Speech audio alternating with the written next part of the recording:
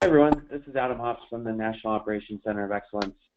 We're going to get started in about 10 minutes or so. Just wanted to let everybody know that we're here, and you should see a PowerPoint presentation slide right now. We're going to be moving that around a little bit. But we'll get started a little bit after 2:30 Eastern, so hang tight and feel free to ask any questions in the question box if you have them. But then we'll get started in just a little bit.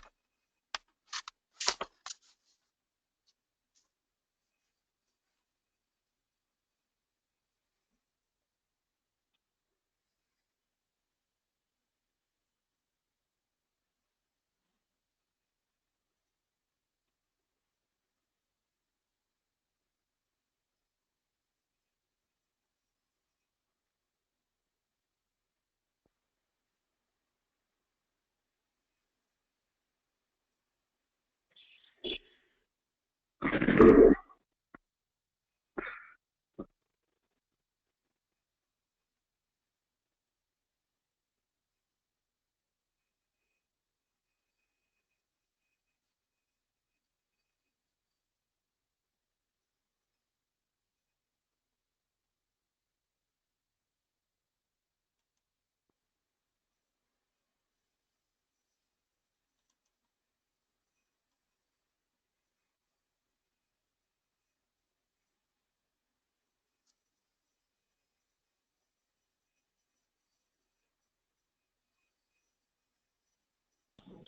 everyone, this is Adam Huff again from the National Operations Center of Excellence. We're going to give people just a couple more minutes to join.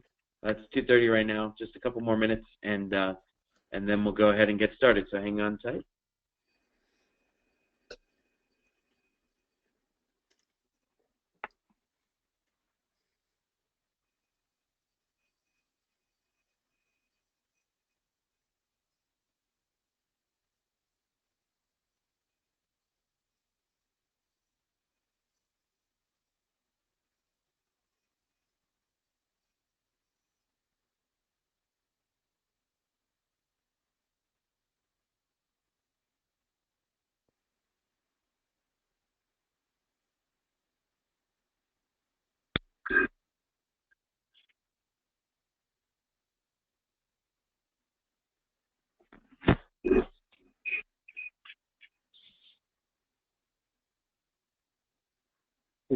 Can you hear me okay?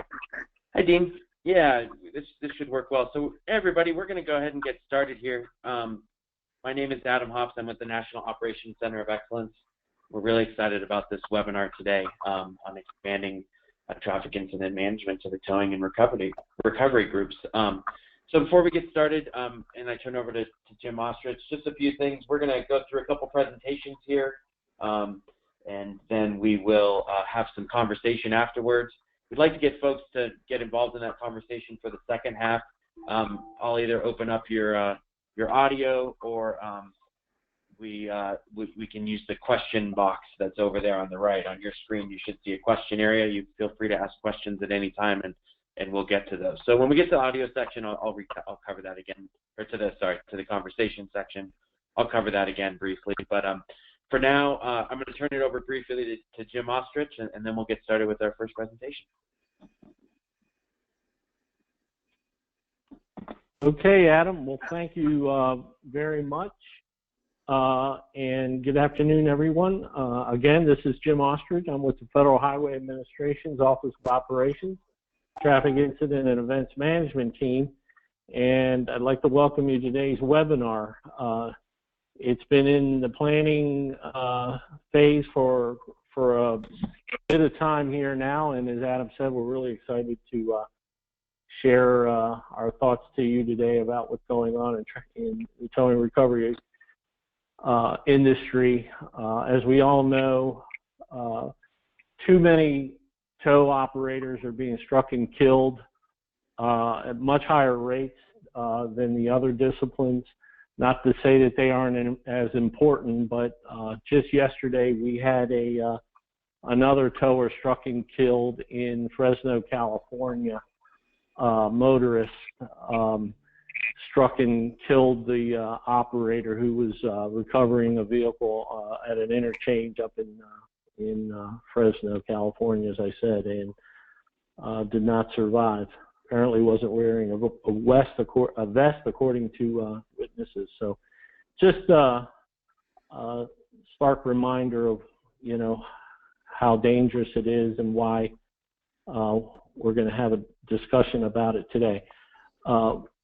Moving right along, we're going to have several discussions today about not only the challenges and benefits and successes, lessons learned over the past 4.5 years of the Sharp 2 Responder Training Program, but I thought I'd share real quick, we're over 262,000 responders trained.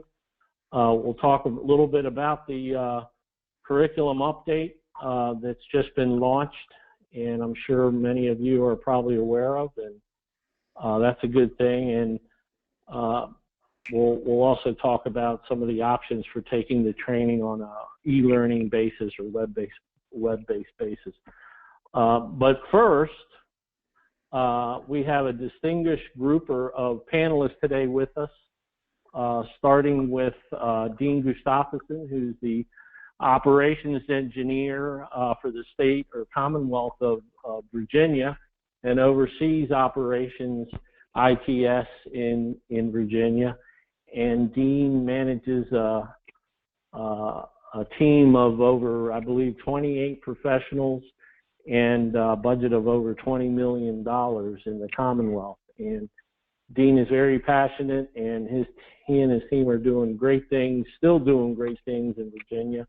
And Dean's going to share some experience and accomplishments in the Commonwealth that have been many over the years, and a variety of other information. And then followed by Dean will be Paul Krasavage from Connecticut DOT. Paul's a retired state trooper, 35 years with Connecticut State Police, and now oversees the TIM training and various aspects of the TIM program in Connecticut. And we also have two more very distinguished guests. Jeff Roskoff, who's the president of the Towing Recovery Association of America. And Jeff has a long career in the towing recovery business in Wisconsin and has been just pushing and inspiring towers across all 50 states and DC and Puerto Rico, not just in Wisconsin, to take advantage of the TIM training, regardless of the fact that, I'll just say up front, the towing business being the private part of this public-private partnership, as I like to say, they're in it to make money, and regardless of that, they're a full partner in traffic incident management, and it's very important that we always embrace them along with all the other disciplines to the towing training, TIM training across our land. And also on today's webinar, we have Cynthia Martineau, who's the executive director of the Towing Recovery Association of America, and a very long history of leadership in the towing recovery arena as well. So with that, I am going to give it over to Dean. Dean, can you hear me? Yes, I can. Thank you, Jim. Well, good afternoon, everybody. Again, my name is Dean Gustafsson, the State Operation Engineer for Virginia DOT. First, let me thank all the towing and recovery professionals that are on the call today. You are a critical component when it comes to getting our nation's highways open and get traffic moving again. So I want to thank everybody across the country for your work as I and others travel across the country. What you do is very important. It can be a thankless job, but it is a very important component of our traffic incident management program and helping to keep the country moving. So with that, let's move to the next slide. We re-engaged about 3 years ago a statewide traffic incident management committee. Virginia had a statewide committee about 10, 12 years ago and had done a lot of work, fell dormant, and was reconstituted by executive order by our governor and succeeding governor. It is chaired by our superintendent of state police, Colonel Flaherty. We have 16 different member organizations, 6 of which are state agencies, both state police, VDOT, Department of Health, criminal justice, etc., and 10 associations. Both of our towing and recovery associations, VATRO and MIRA, Major Incident Recovery, are part of that, along with several others. So it's a very diverse group. We meet about 3-4 times a year and have several standing subcommittees underneath focused on communications, best practices, and safety. The next slide shows that we've created a website to be able to put information, contact information, best practices, and other information to try to reinforce what we're trying to do with traffic incident management one team, one goal, and really about focus on getting the road open safely, quickly, and efficiently. That's really the focus of the committee. And our statewide TIM committee is really more about sort of best practice sharing and guidelines rather than sort of a more heavy-handed. We're fortunate in Virginia. We've got over 30 area incident management committees that are chaired either by our Virginia State Police First Division, our division offices, or by the VDOT Regional Incident Management Coordinators. We're fortunate that in our 9 construction districts, we have an area incident management coordinator in all 9. So between both VDOT and state police and a few of the localities, we're having a strong incident management conversation across the state. The next slide I want to touch on is regarding an omnibus bill we had relative to incident management this past session that our governor did sign into law. Its focus was on improving traffic incident response and management by really updating several sections of the Code of Virginia. Obviously to shorten the response time to incidents, lane closures, and impacts on highway incidents for public safety responders and, of course, ultimately our economy. Next slide refers to really one of the keys was that in the Code of Virginia, VDOT, as in VDOT state employees, were allowed to respond to incidents, use shoulders, crossovers, etc. But we added a cleanup to allow our contracted services that use traffic incident management. So we do provide a freeway service patrol in Virginia called Safety Service Patrol, and we also have contracted towing and recovery operators, as well as sort of interstate maintenance is contracted out. So now those folks will be allowed to use shoulders and crossovers and respond to incidents, therefore reducing our clearance and response time. And we've put some boundaries to make sure that not every VDOT contractor would be eligible, because we have many things we contract out for that don't need to really be in emergency response mode. Next slide, we touched on the fact that one of the the other big thing we've got was the ability for VDOT and our TIM contractors to be able to move or push a vehicle out of the lane. In the current law in Virginia, we can do that, but only with law enforcement concurrence or approval. In this new section, we can now do that without law enforcement concurrence to push or move a vehicle out of the roadway, and also extends the same liability and duty protections to our TIM contractors. So as and we'll talk later on, that we're moving forward with some towing and recovery initiatives where they may contract directly with VDOT, we would extend that same sort of liability protection to those folks as well, in addition to sort of state employees. Again, we felt that was another critical component for us as we go forward. Next slide, we touch on that we now are changing motorist removal to get them out of the roadway, that they are now required, and if property damage only with no serious injury or fatality, they're required to move their vehicle out of the roadway, and of course VDOT can now effect this removal in addition to law enforcement. And again, we were surprised as this went through the overwhelming support received from our delegates for this change. So again, we've had folks where our freeway service patrols have come up behind and tried to remove a disabled vehicle with a push bumper. Some motorists have refused. This will give us the ability to help encourage the motorists to allow us to push their vehicle out of the lane, and again, to try to help get the road open. So in summary, next slide, in summary, we've got over 24 million vehicle hours delay in our interstates alone in Virginia a year and a half ago. As we all know, the contribution that roadway incidents contribute to congestion, and we felt like these were some low-cost solutions that would help us reduce incident duration. Our statewide TIM committee had supported our legislative change, and it was interesting as we went through the process. We had unanimous support. There actually wasn't a dissenting vote as it went through the House of Delegates, through subcommittee, through committee, and back over to our Senate and our Senate Transportation. Everything passed unanimously. So it was an interesting learning process. We'll be glad to share with others offline, any lessons learned and things we sort of learned about in the process. So the next area I want to cover, one of the things that we started over a year ago was, as part of our statewide TIM committee, a subcommittee was created on the major incident and crash recovery issues. It's a broad set of stakeholders that have been involved, but really to look at how do we get our interstates open and what are some of the issues.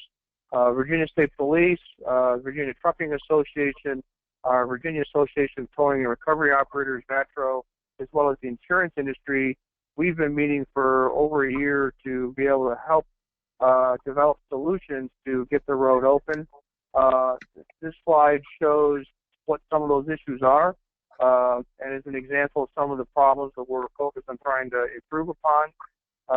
VDOT has a lot of information about how the system operates, and we've got given access to towers to our public safety portal, which allows them access to TR cameras and additional information about incidents that we don't normally share with the public. Also, some of our cameras coming from our freeway service patrols to provide those access. A statewide SOP for 911 centers to request towing services, so we had more consistency in how that was requested across the state.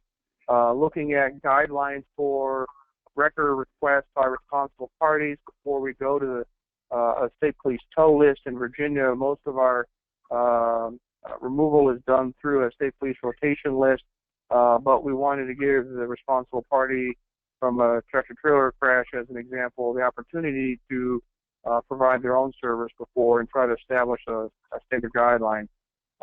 We also have been looking at developing a heavy-duty response list in addition, and that can either be done through a state police rotation or by contract, and would address a number of issues, both training standards, equipment standards, etc.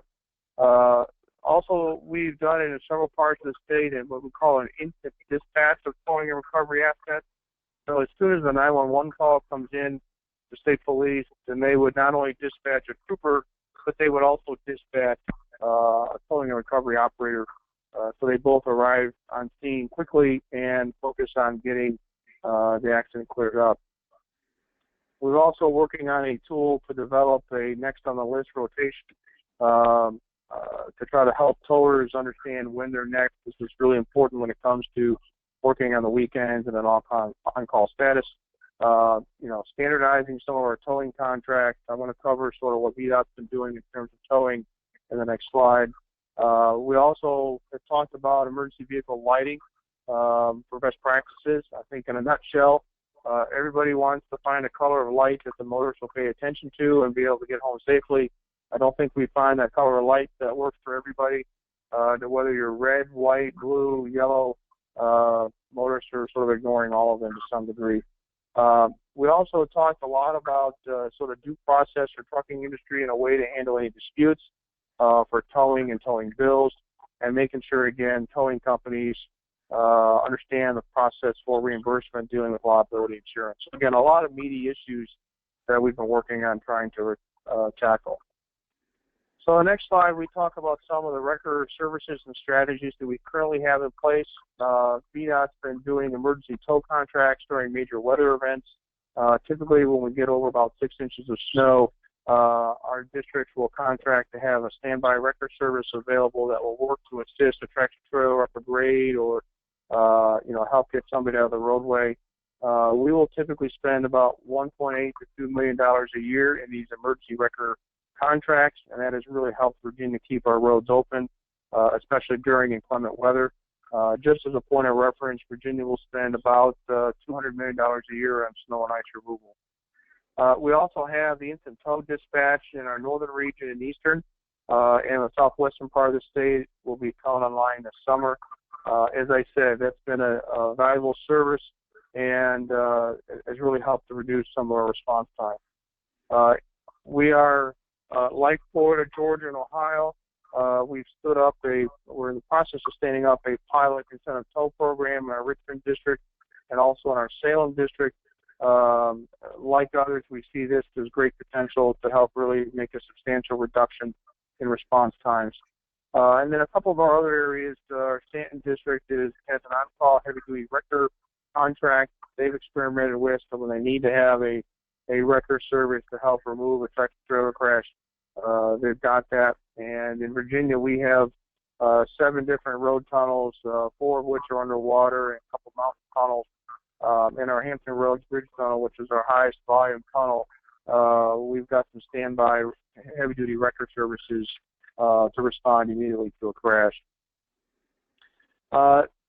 Next slide, like many others, we are focused on looking at some innovations in technology to help us improve our response.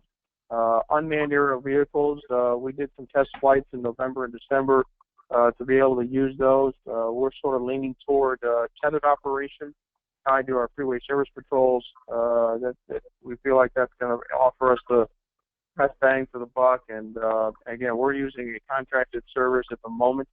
We're working on a field commander mobile app to automate that process of our incident commanders on the ground with our traffic operations centers, instead of relying on phone calls and other things that we can, through a mobile app, allow that to occur as well. The next slide shows just a picture of the drone test to give you some idea of what that looks like. Again, it offers us some really unique perspectives that we haven't been able to see before. And the next slide shows our sort of improved drone test. Again, we were able to sort of connect into our ITS backbone of communications and got us a little bit better view. You can sort of see in the picture an orange-looking thing. That's the actual drone hovering in the sky. That elevation is about 150 feet in the air, and it was a really rock-steady image, and it was pretty amazing to see. So the next couple of slides, really for your reference and your information purposes, we have been tracking the median duration of incidents to clear the travel lanes over 30 minutes for several years. As you can see on the slide, since 2010, we have a lot of data, and we've been trending in the right direction. We had a little bump last year, but we've sort of returned back to headed down. We also, in Virginia, in the next slide, track our vehicle hours of delay to look at how much congestion is costing the motorist. You can see that has been going up, but in many areas we've been sort of curbing the growth, as you would expect a natural increase due to increase in movement in the economy. And again, with something we track, and we want to try to translate that into road user costs to the motorist, and then give that information to our field commanders, so hopefully we can make more informed decisions. Our next slide talks a little bit about the infant tow program that we had in Virginia Beach, Norfolk, Tidewater area that started almost a year ago. And after 6 months, they had a 41% reduction in the on-scene time. They've expanded that program to all the interstates in that region. It's, again, a partnership between VDOT, state police, and the local towing and recovery community. And it's really made a difference in terms of getting there quickly instead of waiting for law enforcement to be on scene, make an assessment of the situation, and then get the fire rescue folks and deal with any injured parties, get them out of the way before they would actually dispatch towing and recovery, which would really just lengthen the recovery process even further. Next slide. In Virginia, our Virginia State Police have initiated secondary crash data collection. They started that over a year ago. We have an existing crash report like many states, and they have gone ahead and defined what a secondary crash is, and they sort of have arbitrated the edges of that definition, as everybody would imagine is, fine-tuning what is a crash and what isn't. You can see here some of the details about the definition. Early results show that about 2% of incidents on the interstate had a secondary crash. We think those numbers are low, and we'll get up a little higher. We know Arizona's been tracking this for a number of years, and it's a little bit higher, around 6%. But we are capturing secondary crashes, and I think as we get more and more data, we'll then be able to analyze that data and draw some conclusions about what's happening. And then last slide, I just want to touch on the fact that we've had a number of policy initiatives focused around traffic incident management, etc. We published sort of a top 10 best practices list that we pushed out to all parts of the state to try to help folks in the agency think about what are the things they can focus on. As probably many of you know, there's no one solution when it comes to incident management. There are several. In Virginia, we're fortunate that we have a written incident process for how we manage incidents and the steps a field commander ought to go through at a very high level, and that really does help us.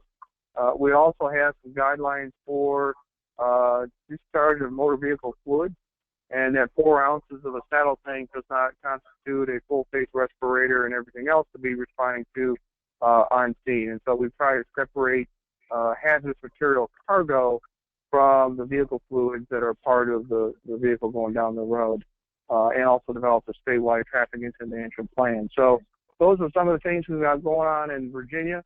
I want to thank the towing and recovery community because they have been a real strong partner with us in trying to get the roads cleared, and we've been working together in earnest over the last couple of years to try to make the situation better.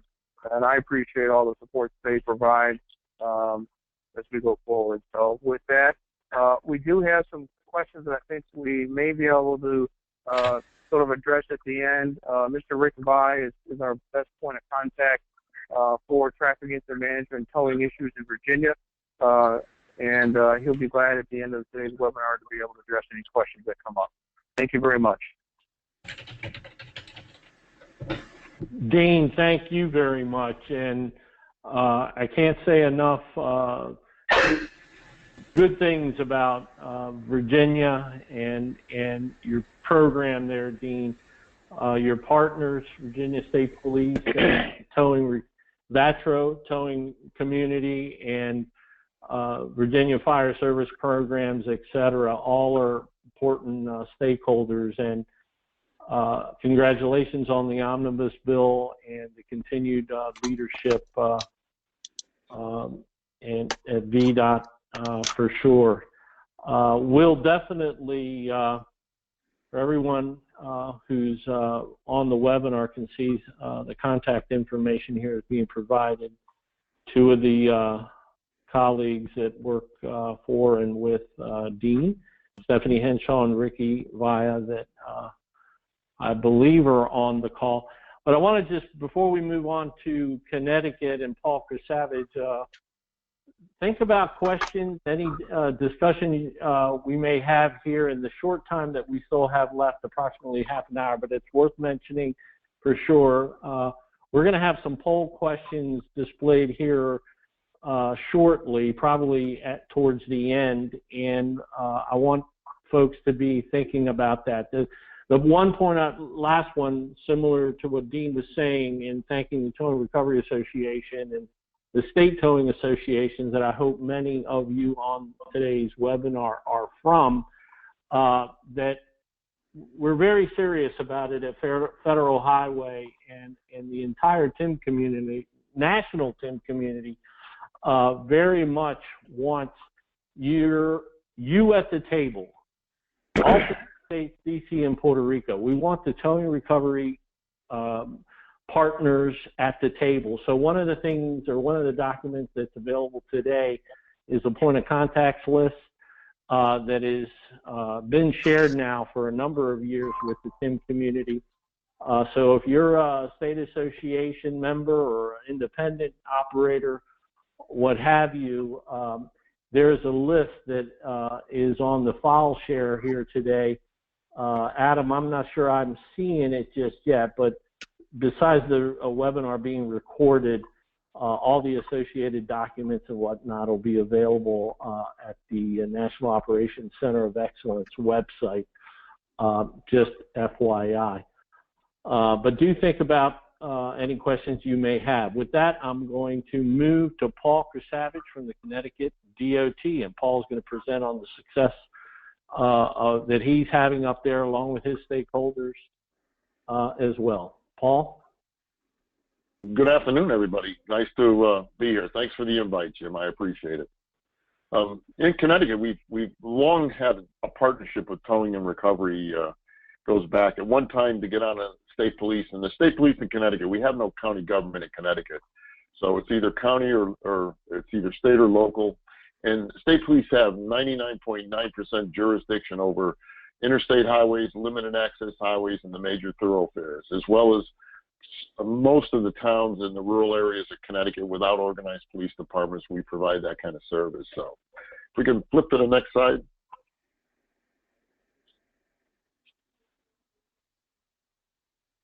But this is just, I figured I'd put some timelines in here so you get an understanding. And June 28, 1983, Mianus Bridge collapsed. For those, that's about 3 miles from the New York line on I-95. The I-95 corridor in Connecticut is the gateway to New England, okay? Connecticut's the third smallest state, 5,000 square miles. But when you look at the millions of vehicle miles traveled, Connecticut starts to stand out among states. The traffic that moves up and down the eastern seaboard out of the Maritimes, if something happens on I-95, I-84 is the backup like that, it affects traffic all up and down the eastern seaboard. The Mianus Bridge did that. We flew by the seat of our pants at that time, and it brought into question, why aren't we doing a better job? Although that Mianus Bridge wasn't as smooth as it could be there. So in 1994, DOT established, after long-term strategy thinking, a 24/7 highway operations center in Newington. That's their headquarters. It actually was in at that time. And you might ask what this was. Well, previous to this, if you needed DOT services, you had to call the local garage supervisor. And every troop, every local police department, fire department had all the local numbers. And it became, quite busy to try to find that one person. So DOT established that. In 1995, after a series of planning, and I was involved in this, we opened an operations center, first combined operations center, I believe, in the nation, at Connecticut State Police Troop G, that's in Bridgeport, and DOT, where we have a camera system, covers 55 miles of Interstate 95. And that's from the New York line out to Branford, Connecticut. DOT in 1995 found a reason and justification for establishing their service patrol. We call it CHAMP here in Connecticut. And I've been training the CHAMP drivers this week. We've been actually put them through the TIM program. But we felt the need for a quick response who can handle quick incidents, out of gas, tire changes, moving vehicles out of the lanes. And we do have great towing and recovery services up there. But at any one given time, to get that call that you got to be out there in 20 minutes, it's a business. Okay, they're professionals too. So the Service Patrol provides some essential services, yet it doesn't take away from towing and recovery. They're needed things. But we can get motorists moving and reduce that congestion where we can. But we also felt that you can't clear crashes and you can't really resolve your problems unless you work with industry in the towing industry. So in 1999, the Connecticut State Police, working with our industry, and this was it actually began in 1995. It was a project I was assigned by the colonel's office. We established record rotation lists. We established actually regulations. And in Connecticut, in order to get regulations through, it's a long drawn out process, and they're actually approved by the legislation committee. Next slide.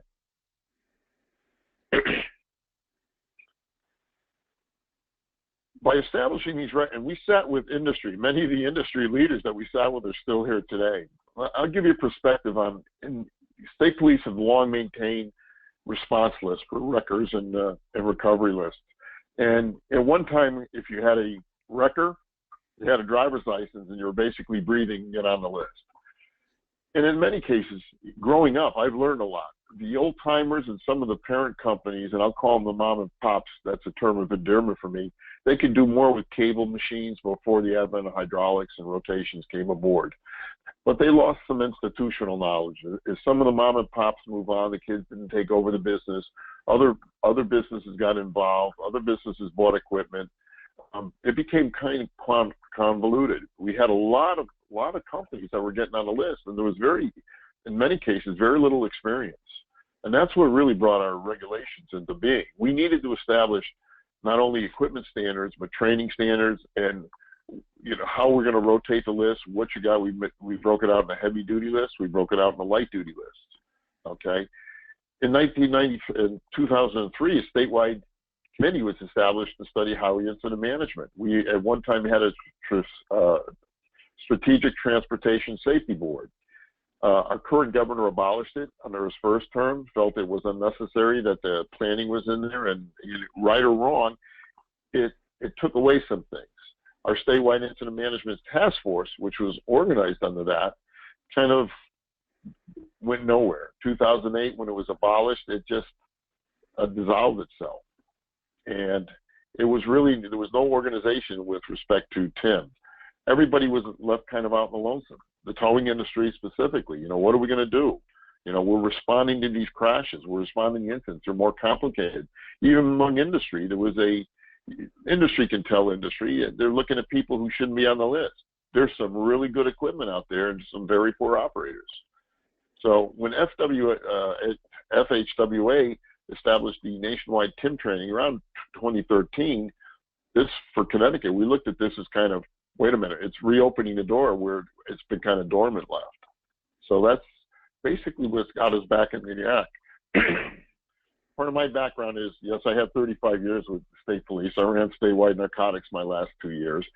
But a predominance of my career, both sergeant, lieutenant, and as a captain, I've worked with many DOT initiatives. DOT called and asked and said, would you be interested in coming? And they wanted me to take a look at this program. And I said, sure, I'll take a look at it. And I looked at it. It was very familiar. We had been practicing this. And I said, before I can, really like to, I'd like to go to the training and see what it's all about. And they sent me up to Portland, Maine. My good friend Kevin Donovan, he was a troop commander up there, had a slot for me. So I went through Train the Trainer program.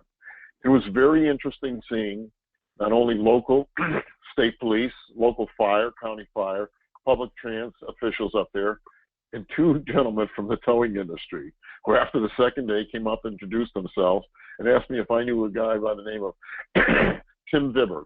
He's the president of the Connecticut Towing and Recovery Professional Association, and I knew Tim very well. And they said Tim would like me to call him when I got back.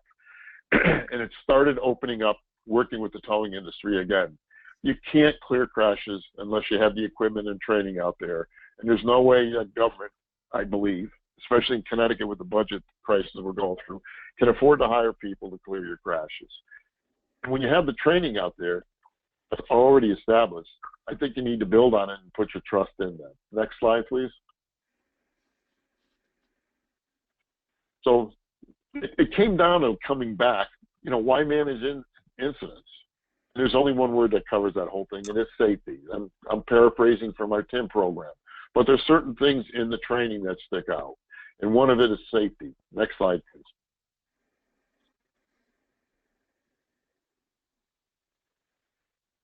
These are just some statistics I'm sure we're all familiar. We heard Virginia, and they do a very good job of tracking this stuff. 20% of incidents are secondary incidents. Incident management can reduce congestion. Incident management can save in livelihood. I look at it as exposure. If I can reduce exposure to first responders, okay, I can increase my safety. And that's what TIM is all about. Next slide, please. We found out that there was a lack because of this time frame between the Transportation Strategy Board dissolution and the TIM program coming back in there. This interagency coordination was lacking. Nobody was talking. There was a lot of institutional knowledge that disappeared. There was a lot of contact information. People who had replaced me in my former career at state police had come up. They lacked the knowledge. Who do we contact for hazmat in our environmental protection agency?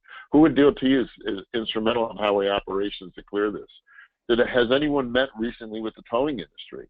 In 1999, when we adopted those regulations, they were again amended in 2003. Okay, we couldn't get rid of the mom and pops in 1999 who had serviced the state so well, but there was a portion of industry that was fighting that says, no, we got to go to hydraulics and wipe out the cables. We just couldn't do that. But in 2003, we felt, yeah, okay, now we can up the stakes and we can start to tweak it as people upgraded their equipment and we had more training involved. But since 2003 up until we came back in 2013, nothing had been done to sit down with towing. Okay, yeah, they responded to the incidents and stuff, but what were their issues out there? What did they need to do a better job? Who was watching people out there and evaluating performances? And we just didn't have that. Next slide, please. And we were all out there for the same thing. If we can reduce response and clearance times, which is our goal, okay, we reduce exposure, fewer secondary accidents, quicker return to normal flow of traffic. And why is that important? Here in Connecticut, we've got some very aggressive, the governor and the commissioner of DOT has announced some very, very aggressive, long overdue transportation projects. We know that national infrastructure needs fixing. Connecticut specifically, we deal with harsh winters.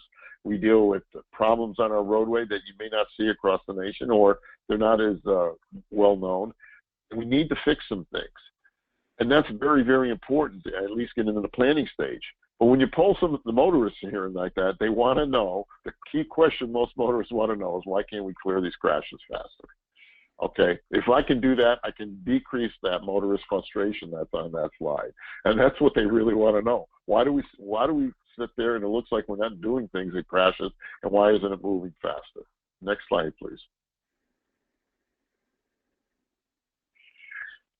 With towing and recovery, I mentioned this before, CSP is responsible for all interstate highways and the majority of limited access.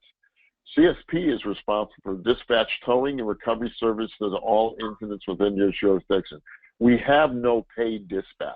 We do not pay, we do not have contracts with our towers. The only contract with the towers is when they sign on board to become part of the state police towing and recovery lists, okay? But CSP and DOT recognize, after Miamis and Long Drawn, the critical importance of towing and recovery and providing the experience and equipment necessary. We can't buy that equipment. And why do we need to train people? Okay, we have good companies out there that provide that service. In 1995, we did that. That's when we began to establish a great, I can only say it's a great working relationship with towing and recovery. We deal with a lot of incidents with towing and recovery, not just the recovery, not just the incident portion, but oversized overweight requirements, oversized overweight restrictions. When it comes to moving heavy duty loads, when we come to partnering and we need to identify these issues, we work with them, and we actually have established a forum for, I don't want to say grievances, but for issues between state police, DOT, and towing. Next slide, please. These are some of the issues that we came, and I mentioned some of them. Cable versus hydraulic. You want to talk about a debate for a non-recovering, although I probably scare myself with what I know about towing and recovery and rigging, okay? But you want to establish the debate. You buy equipment out there, and you buy companies, and it can be a cutthroat business, okay? But these are some of the big discussions over the years, okay? Cable versus, I could not just get rid of companies that service us. It wasn't fair to them initially. So our regulations allow for a little bit more equipment than you would do, but we've tweaked that down.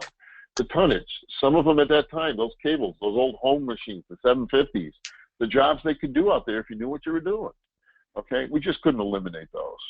The number of records, the companies who could afford it, they said, you know, you need a minimum of 4, minimum of 5. Others that said, listen, I can do it with 2, and I have a partnership and get additional equipment as required.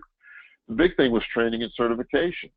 You know, at that time when we were starting this, the number of really training certification programs were limited. If you bought a new Holmes record, that you could go out to the company, they would show you rigging, they would give you the cable restrictions, okay, and the braking strengths and what you need to do.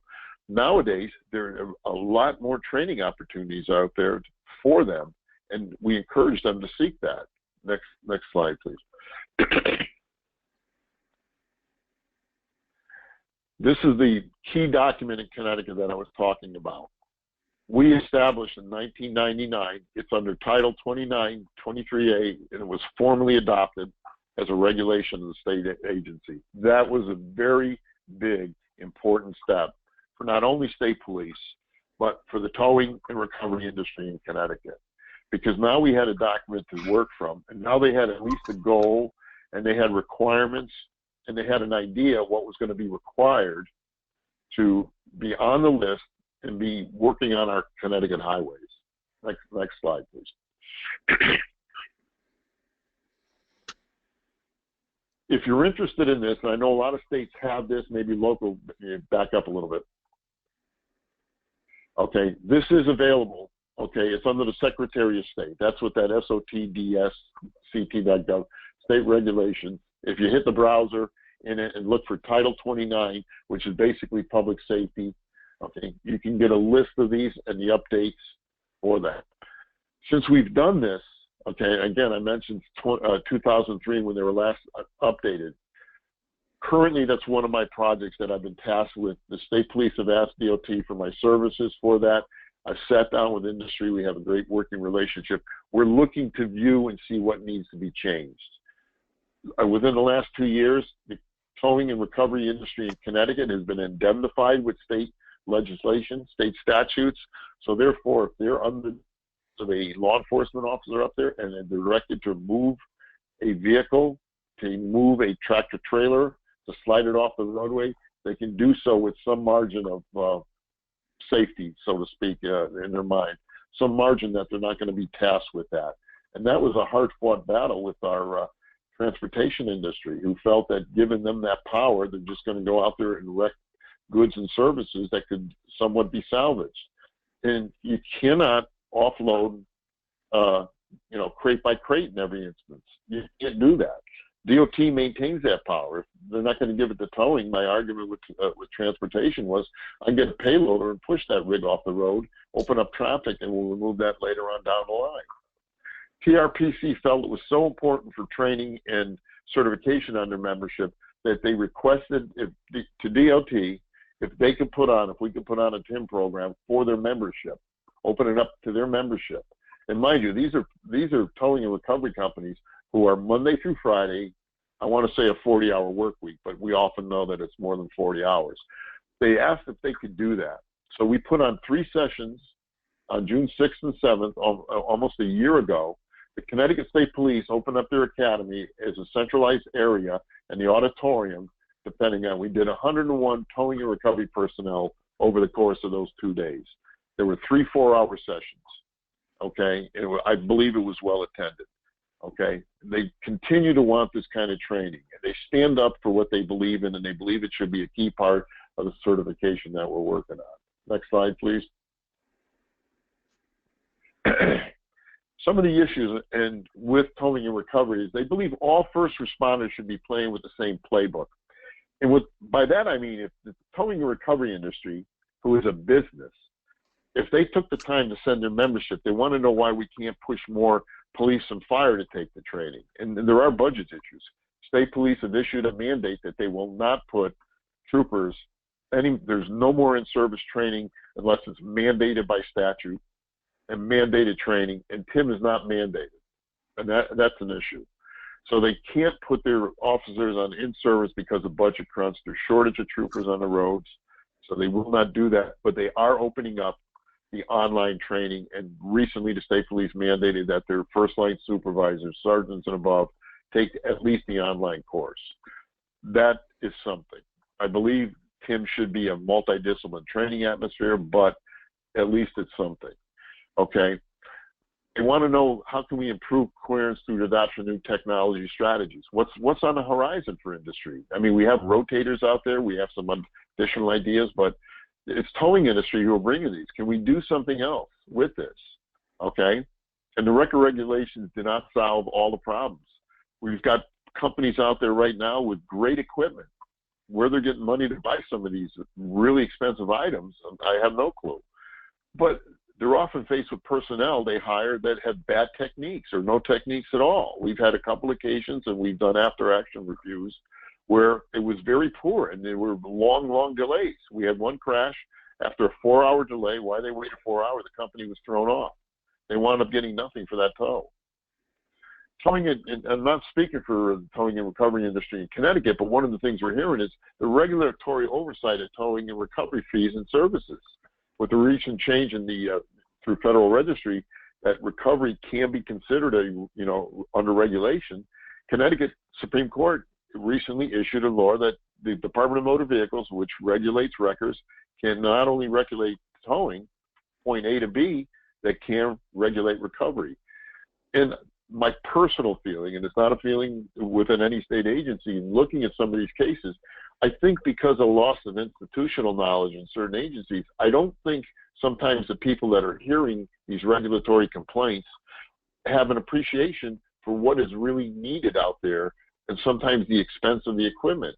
And it's very tough. I know industry in Connecticut is going through a rate review right now, and that's not an easy hoop to jump through. So I don't walk in their shoes, but I think it's very important that we have some degree of responsibility here in order to have quick clearance, okay? We're supporting the development of TIM performance metrics. I know next week we have a talk about the after action and the review of that. And it's really tough when I don't have enough people out there TIM trained, the first line supervisors trained. So we're looking at state police as similar to what Virginia did. They're looking to do a scene clearance buttons in their computer-aided dispatch. So when the last trooper leaves the scene and it's open, we can get some measurement of how we're doing out there. We're also expanding in industry. Towing industry was kind of instrumental in several cases for calling for after-action reviews because they wanted to know how they're doing too. I think it's an important process without pointing fingers. Where can we improve it? I think industry wants to make their own membership because we are a diverse nation. They want to make their own, industry wants to make their own members aware that there's a very wide spectrum of training and how people handle things out there, and we want to try to rein that in. Next slide, please.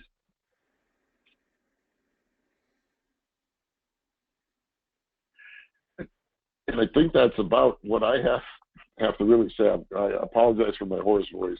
I think it's one of those summer colds coming on. But when Jim asked me to talk about this, I felt it was very good to give it from an industry perspective because of the partnerships out there, first responders out there. You need to embrace industry. I am very, very fortunate in my career to have worked with some very fine individuals in the towing and recovery who provide those essential services. At 3 o'clock in the morning when it's snowing outside and it's raining and you got that car down the embankment and you don't want to be there any longer than towing and recovery, to stand by to make sure that they leave the scene as safely as I do, I think that speaks for itself. And I really appreciate their efforts, their comments, their guidance in many cases as to where they think we need to go. And they truly have been partners, okay, and I think leaders in incident management in Connecticut. And I think that's it for me, Jim. Okay, Paul. Thanks so much. Excellent presentation. Thanks for sharing the ongoings in Connecticut, Paul. This webinar is totally about the towing and recovery industry. Those of you still with us on the webinar today, on the phone lines, what have you, I want you to know that I can't emphasize it enough. We need you at the table, as I said earlier. We need you to take the training. If you're an owner of a towing company, state towing association, you're not sending your troops to the training, please begin doing so. As I said earlier, the contacts list, if you need to know who the players are, who the leaders are of the TIM training and TIM program, overall TIM program in your state, download the point of contacts list, contact any one of us on this webinar today, and as I said earlier, Federal Highway, US DOT Federal Highway Administration Office of Operations, we're committed to you and all the disciplines. We don't have that much time left, but before we go to the poll questions, Adam, before we go to the poll questions, we have to have remarks from both the executives from the Towing and Recovery Association of America. So I'd like to start off with Jeff, if you don't mind. I'd like to get your thoughts on today's call, and then we'll finalize with Cindy, get Cindy's remarks today. Jeff? Yes, sir. Thank you, Jim. I appreciate this opportunity that you had brought out for the towing industry to get this out to a lot of the towers. Like you had mentioned earlier, tower was just struck recently in California, and he did not have a safety vest on. Not good. It makes our industry look bad. There's a lot of professionals in this industry, and the professionals are putting safety first before making money. I really do appreciate your time in this, and I'll still push as hard as I can to get this out through all of our state associations that they need to do their 4 hours sharp training. I know here in Wisconsin we are trying to make it mandatory to be on the state police rotation list that you have this sharp training. Several years ago they came along and they made us do incident command training, ICS training, which was kind of the highlight, the start of this. And I believe we still have to follow through on the Sharp 2 training because it's a shame. Every couple of days you hear about a tower getting struck. But thanks again for your time, and I appreciate the opportunity, Jim. Yes, sir, Jeff, and thank you, sir. Cindy? Hi, everyone. I want to thank you all for being on the webinar today. And from my perspective as TRAA Executive Director, one of the most important things is for the state association leaders that are on this call or the towing professionals that are leaders within their states to reach out to these point of contacts and to the TIM initiatives within your state. And if you don't currently have a seat at the table, get a seat at the table. I commend Virginia and Connecticut for their awesome work with the towing associations and professionals within their states. So, but for me, one of the biggest focal points of this webinar was to connect the towing industry with those important people within their states. So please reach out, download that point of contact list, reach out, and let's get the TIM initiative across the country as it should be. Very good, Cindy. Thank you for those remarks. Important indeed. And today we've heard a lot of really good practices, experience, lessons learned from our presenters. And one of the, I guess, common themes is, as we always say, the relationships. And the committees that are more and more prevalent now across the land in the states, TIM committees, working groups, steering committees, coalitions, whatever you call them, those are very important practices for building TIM programs as, and TIM training a part of those TIM programs. So the towing recovery community is, again, I'll say it again, 1,000% needed. Welcome to the table. Reach out to your state representatives, and your state DOT, to these committees. Get involved. We want you there. We need you there. Without you, we can't be successful at traffic incident management. The days of calling in a record and telling the company what we need are over. We need you at the table so that you determine and you're aware of what's needed and have a say, have a voice, if you will. I know we're almost out of time, but there are several poll questions that I would appreciate everyone could participate in and give us your thoughts. It would give us an idea of where we stand. These are pretty basic yes or no questions. And if Adam, you could display those when you get a chance, I'd appreciate it. If anybody has any questions too, I guess we may have a minute or two. We may have to go over. Maybe we could take a couple questions. But yeah, Jim, that sounds good. And I just wanted to let everybody know, as you answer these, as we go through these poll questions, there's 5 in total. On the right-hand side of your screen, there's a handouts button. That's where you can download this list that's on the screen right now. So go ahead and hit that handouts button and download this list so that you have it.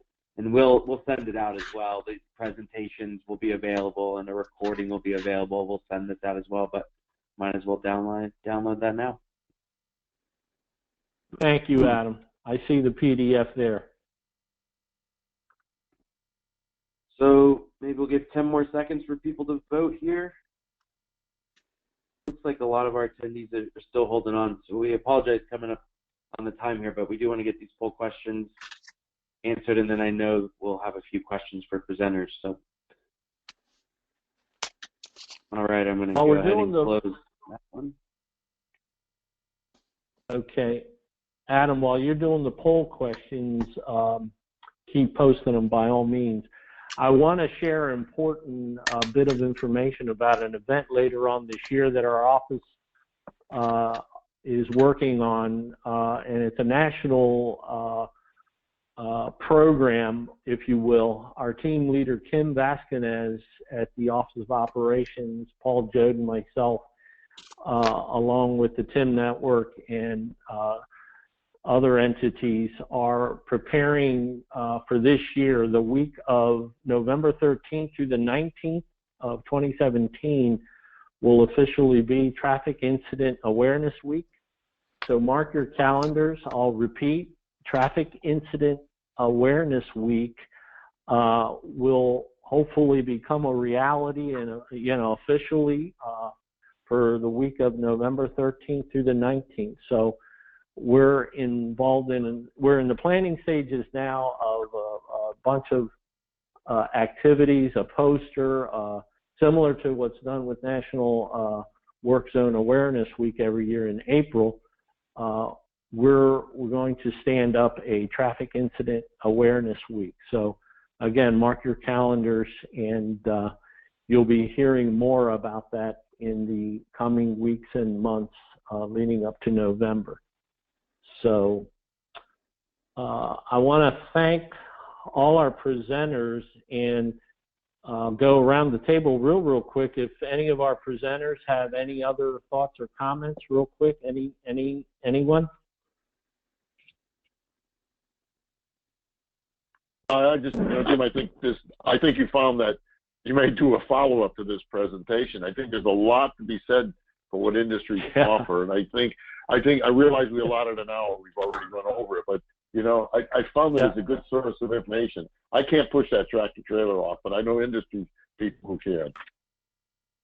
Indeed, Paul. And I was thinking the same thing. We may need to do another one of these and set aside, well, maybe an hour and a half or more, but good point. Anyone else? Yeah, Jim, this is Rick Vive from Virginia. I guess the only plug I would put for those participants that are from the state of Virginia as far as towing is concerned, on our Virginia statewide traffic incident management website, we do have a tab specifically to training awareness, and it's Sharp 2, so all classes statewide are mapped out there to include enrollment links, etc. So that's how we're trying to reach out to the industry as well, to let them know that we do host that training visually statewide, and they can enroll there as well. So anyone interested in doing that, we want to encourage you to continue to do that. Excellent, Rick. Thanks for chiming in, and thank you for your service as well. Anyone else? We're a couple minutes over, but we still have the poll questions, unless it looks like we may be done, huh? This is the last one. And okay. Just for everybody's awareness, the last question 4 was about does your agency or organization participate in any sort of TIM quarterly or monthly meeting? About 75% said yes on that. So excellent. Okay, well, I'm going to. Go ahead, Adam. This poll question, we meant to have a couple different responses, but I guess the question is more, does the message of best practices get distributed to people? We'll go along that lines. Yes, sir. No, we're very much in a stage now, or phase, with the training now 4.5 years, where there's been a lot of lessons learned, and the sharing of best practices and techniques and other lessons learned for the improvement of TIM programs, TIM training, are definitely growing and being shared, I guess, more importantly, to the benefit of all. The bottom line is that we all go home, as the fire service says, and I like to say all our responder community and all our families, because let's face it, you know, the motoring public, that's our brothers, sisters, aunts, uncles, fathers, mothers, cousins, nephews, all of us are out there traveling our nation's roadways, and we need to respect and know what responders are trying to do for us, and vice versa. And that's part of the message that should be out there today. So with that, Adam, I'm going to thank you and Patrick Sohn with the National Operations Center of Excellence for hosting this webinar.